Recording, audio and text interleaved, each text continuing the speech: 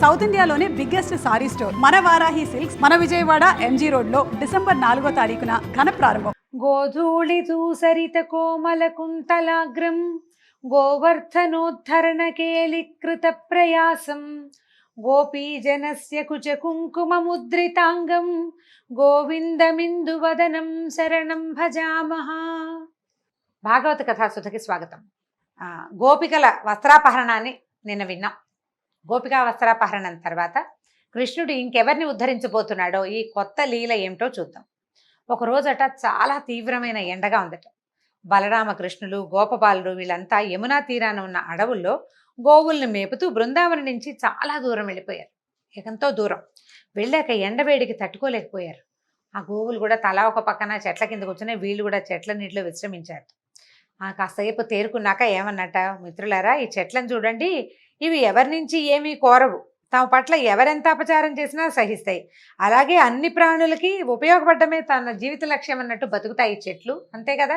వాటికి ఎవరికి తోటి ఏమీ లేదు, కొట్టేసిన వాడికి కూడా నీడిస్తుంది పండిస్తుంది చెట్టు.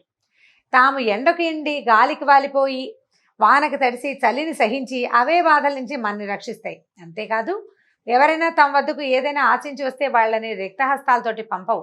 ఎవడైనా వస్తాడు, పచ్చగా ఉన్న నాళ్ళు ఆకులు కాయలు పళ్ళు పువ్వులు ఇస్తాయి, ఎండి మోడైపోయాక కలప కట్టె కట్టెలు బొగ్గులు ఇస్తాయి.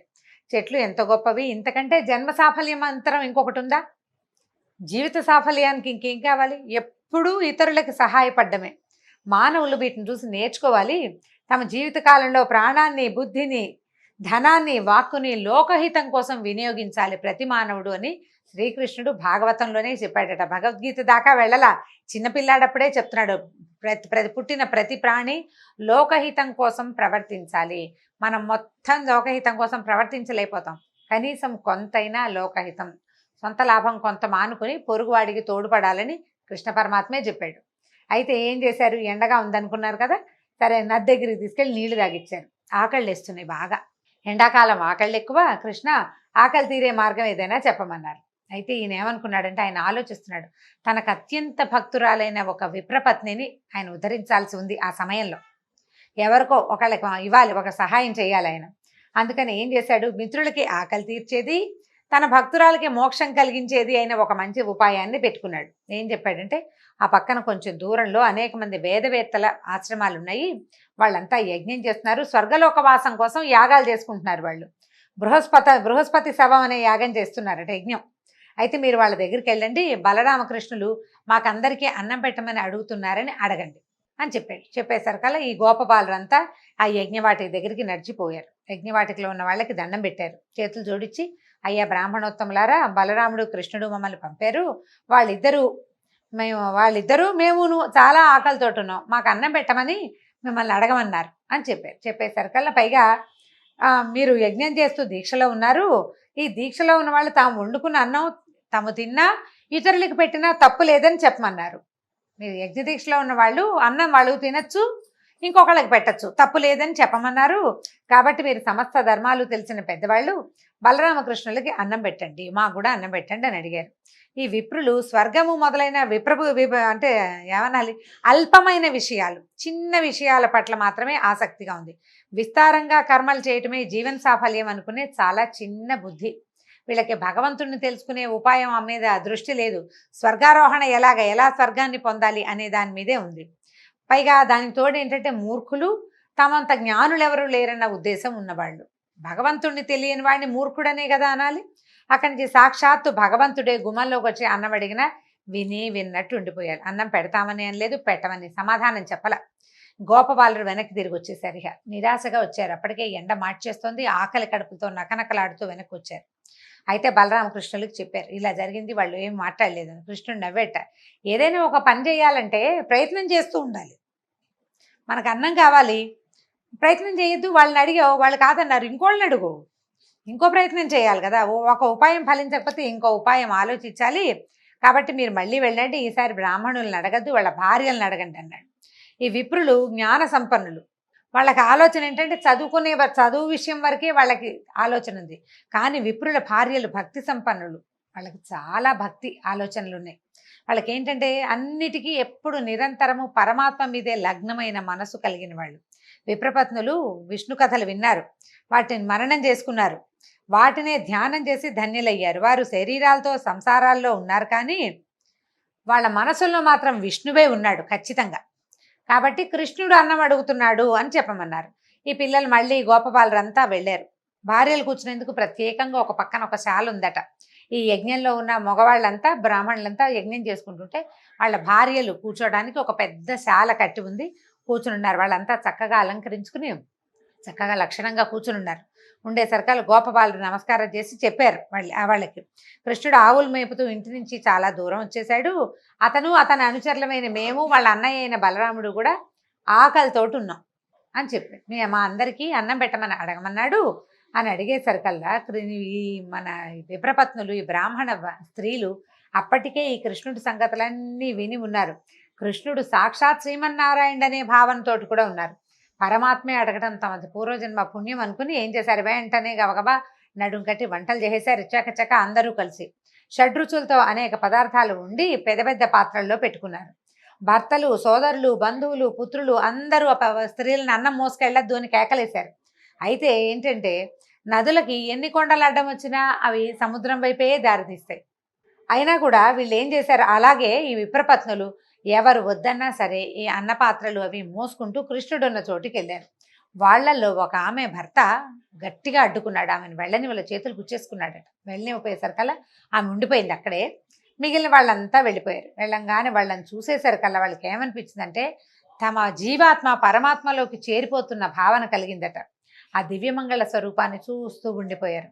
అప్పుడు ఏం చెప్పాడంటే కృష్ణుడు నవ్వుతూ చెప్పాడట, విశ్వంలో ఉన్న సమస్త జీవులకి ఆత్మని నేనే, ప్రపంచంలో ఉన్న ప్రతి ప్రాణిలోనూ ఉన్నది నేనే, కానీ అందరికీ నా పట్ల సమానంగా భక్తి ఉండదు. ఒక్కొక్కడు నన్ను నమ్మడు కూడా, నమ్మని వాడు ఉంటాడు. కొందరు భక్తి ఏంటంటే ఫలాపేక్షతోటి ఉంటుంది. ఈ పూజ చేస్తేనో, ఈ పారాయణ చేస్తేనో, ఈ నోములు చేస్తే ఈ కోరిక తీరుతుంది, ఇన్ని కొబ్బరికాయలు కొడితే ఈ కోరిక తీరుతుంది, ఈ నామాలు రాస్తే ఈ కోరిక తీరుతుంది. ఇలాంటి ధ్యాసలో ఉండేవాళ్ళు ఏం చేస్తారు, ఆ మనసులో పెట్టుకుంటారు భగవంతుడు ఫలాపేక్షతోటి. ఆ కోరిక తీరే వరకు వాళ్ళ భక్తి దృఢంగా ఉంటుంది. మనం రోజు రామకోటి రాస్తాం అంటే అందరూ ఇలా ఉంటారని నేను చెప్పట్లేదండి, మాట సామెతకి చెప్తున్నాను అంతే. ఈ మన పని అయ్యేదాకా, మా పిల్లలు పైకి వచ్చేదాకానో, లేకపోతే వ్యాపారం పైకి వచ్చేదాకానో, మా ఆరోగ్యము ఏదో అనారోగ్యంలో ఉన్న వ్యక్తి తిరిగి వచ్చేదాకానో ఉపవాసం చేస్తామనో, రామకోటి రాస్తామనో, ఏదో సాయినామని రాస్తామనో, ఇంకోటి రాస్తామనో పెడతారా. అది అయిపోయాక ఏమవుతుంది, ఇది మానేస్తాం మనం కదా, సహజంగా జరిగేదేనండి. ఇది తప్పని అనడం లేదు, తప్పని భగవంతుడు కూడా చెప్పటల్లా. ఫలాపేక్షతో ఉండే భక్తిని గురించి చెప్తూ ఈ మాట చెప్తున్నాడు. వాళ్ళ పని అయిపోయాక ఇంకా భక్తి ఉండదు, ఇంత దృఢంగా ఉండదు, కొద్దిగా ఉంటుంది.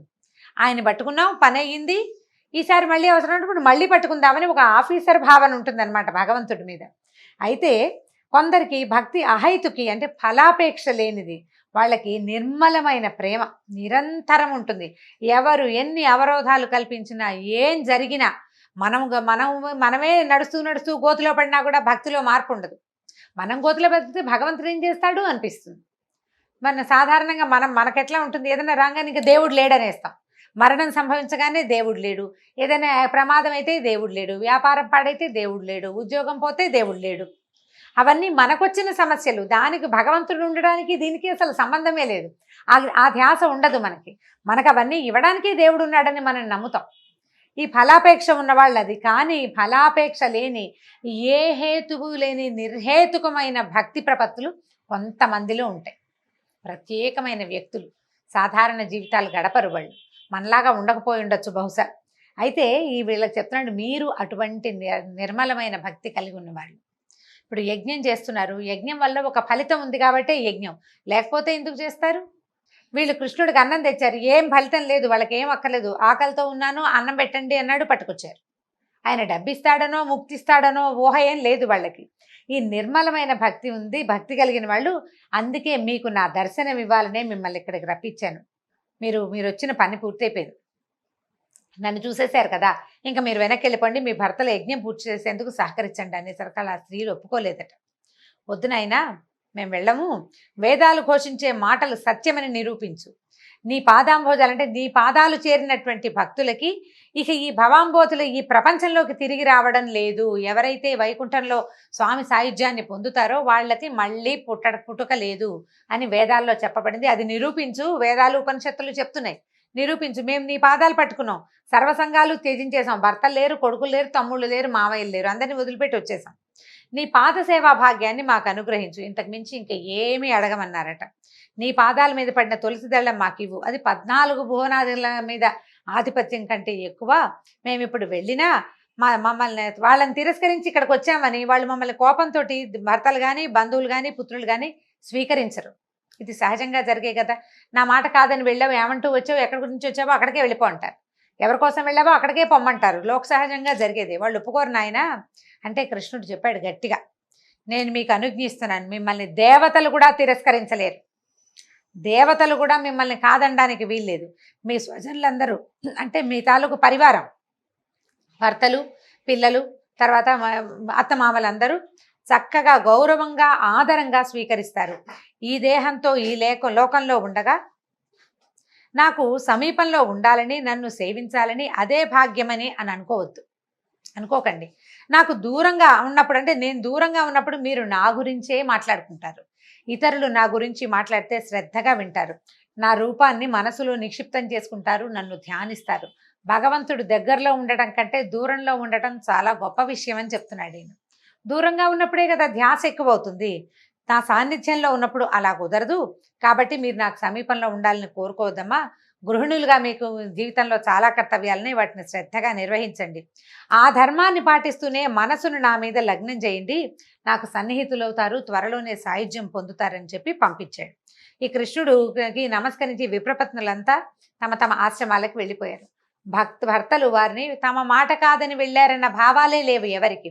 వాళ్ళ లోపలి భావాన్ని ఆ లోపల ఉన్న అంతర్జ్యోతే తుడిపేసింది. అందరూ సగౌరవంగా మామూలుగా ఉన్నారు, ఏమి ఇబ్బంది పెట్టలేదు. భార్యలతో కలిసి యజ్ఞం పూర్తి చేశారు. భర్త చేత అడ్డగించబడిన స్త్రీ మాత్రం ఒక ఆవిడ భార్యని వెళ్ళనివ్వలేదు కదా, ఆపేశాడు. ఆమె కృష్ణుడినే ఏకాగ్రంగా ధ్యానిస్తూ యోగం ద్వారా శరీరాన్ని విడిచిపెట్టేసిందట. కృష్ణుడు తక్షణం అనుగ్రహించాలనుకుంది ఆమెనే. ఆమె తాలూకు ఆత్మ భగవంతుడిలో లీనమైపోయిందట.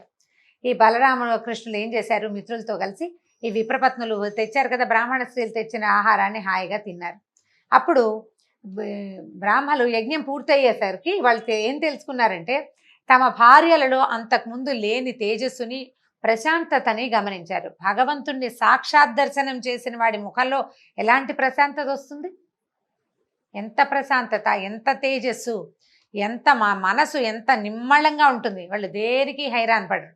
వాళ్ళని చూసేసరికల్లా వీళ్ళకి అర్థమైంది, కృష్ణుడి గురించి వాళ్ళు విన్నారు, వాళ్ళకి తెలుసు కొంత. కానీ అయ్యో యజ్ఞం కోసం ఇలాంటి అవకాశాన్ని జారవిడుచుకున్నామేం చాలా చింతించారట. మనం మంచి మంచి వంశాల్లో పుట్టాము, శాస్త్రోక్తంగా అన్ని షోడశ కర్మలు చేయించుకున్నాము, చక్కగా అన్నీ చేసాం, వైదిక కర్మల్లో నిష్ణాతులమయ్యాం, యజ్ఞాలు చేస్తున్నాము, చాలామందికి గురువులు అయ్యాం. కానీ పరమాత్మ మన వాకిట్లో నిలబడి పట్టెడు అన్నం పెట్టమంటే పెట్టలేకపోయాము. ఎంత యజ్ఞం మీదే దృష్టి పెట్టుకున్నాం, పక్కనే చేతికి అందొచ్చిన పరమాత్మని మనం గుర్తించలేకని దురదృష్టవంతులం అయిపోయామని చాలా చింతించారు. యజ్ఞం చేసే దేశ కాలాలు, యజ్ఞ విధాలు, ఋత్విక్కులు, వాళ్ళు చదివే మంత్రాలు, అగ్నులు, ఆ అగ్నుల్లో వేసే వివిధ ద్రవ్యాలు, ఆ హవిస్సులని అందుకునే దేవతలు, యజ్ఞం చేసే యజమాని, యజ్ఞ ఫలము అన్నీ శ్రీమన్నారాయణుడే అని వేదంలో చెప్పబడింది. అదంతా చదువుకున్నాం మనం, చదువుకున్న విద్యార్థులకు కూడా చెప్పాం. కానీ స్వయంగా వాకిట్లో నిలబడినటువంటి యజ్ఞ పురుషుణ్ణి మాత్రం నిరాదరించాము. యజ్ఞం పూర్తి చేసి ఏం పొందాం, మనం పొందిందేమిటి, పోగొట్టుకున్నదేమిటి అని ఆశ్చర్యంగా ఆలోచించుకున్నారు వాళ్ళు. సిగ్గుపడ్డారు వాళ్ళ తాలూకు ప్రవర్తన పట్ల. మనం యజ్ఞం చేసేది ఎవరి కోసం అయితే యజ్ఞం చేస్తున్నామో అతడు వచ్చి వాకిట్లో నిలబడ్డాడు, ఆయన్ని వాకిట్లో నుంచే వెనక్కి పంపేశాం. యజ్ఞం వల్ల ఫలితం వస్తుంది, క్రియ వల్ల ఫలితం రాదు కదా, కర్మలతోటి ఫలితాలు రావు. దాంతో వీళ్ళు ఏమనుకున్నారు, చాలా బాధపడిపోయారు. అయ్యో ఏ శాస్త్రాధ్యయనము లేని మన భార్యలకి భగవంతుడి పట్ల నిశ్చలమైన భక్తి ఉంది, వీటన్నిటికంటే యజ్ఞాది కర్మల కంటే భక్తి గొప్పదని వాళ్ళు నిరూపించారు. వెంటనే గుర్తించి సేవించారు, తరించారు. అప్పుడు దండాలు పెట్టుకున్నారనమాట, చేసిన అపరాధాన్ని మన్నించు, మేము ఇంత తప్పు చేశాము, ఎక్కడో ఉన్నాడు, ఈ దగ్గరలోనే ఉండుంటాడు అడవిలో, భోజనాలు చేసి ఉంటారు కదా, వీళ్ళు పట్టుకెళ్ళిన అన్నం అంతా తిని ఉంటారు వాళ్ళు, ఇక్కడే ఎక్కడో ఉంటాడు, వెళ్దామని వాళ్ళకి కోరిక కలిగింది. కానీ ఒకవేళ వెళ్తే రాజ్యాన్ని పాలించే కంసుడి ఆగ్రహానికి గురవుతామేమోనని భయం వేసింది.